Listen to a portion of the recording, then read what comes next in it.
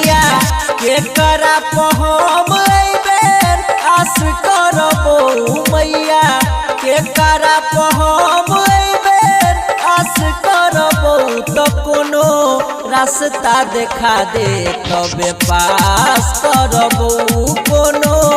रास्ता देखा दे तबे पास करबो हमारा लागत करोस त जाके घास करबो हमारा लागत करोस त जाके घास करबो तो कोनो रास्ता देखा दे तबे पास करबो कोनो रास्ता देखा दे तबे पास करबो। Singing by Dharmendra Saxena.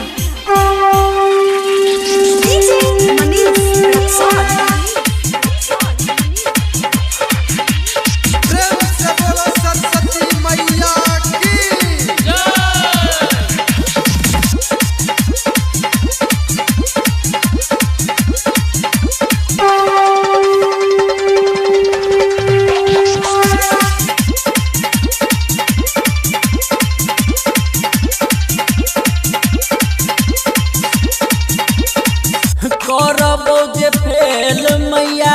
हंसते समाज के घर से निकले में होते बहरी लाज गे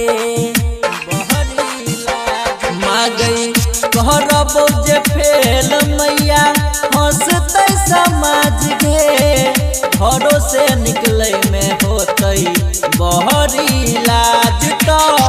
बचले कमे दिन कोन कालास करबई मागे बचले कमे दिन कोन कालास करबई तो कोनो रास्ता देखा दे तबे पास करबई मागे रास्ता देखा दे तबे पास करबो।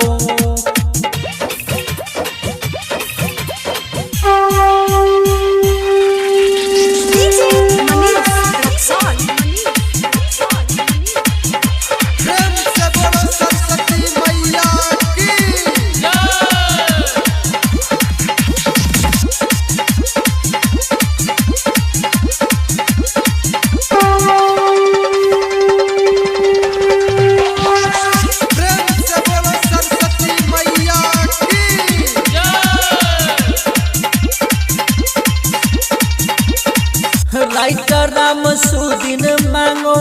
कैन कैन आशीष गे बेटा धर्मेंद्र कहो लगा ले वो फांसी गे लगा ले वो फांसी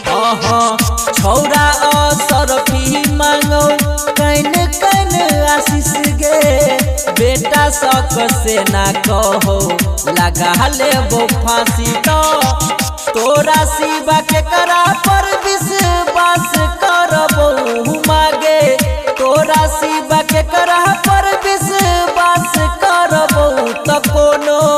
रास्ता देखा दे तबे पास करबो मागे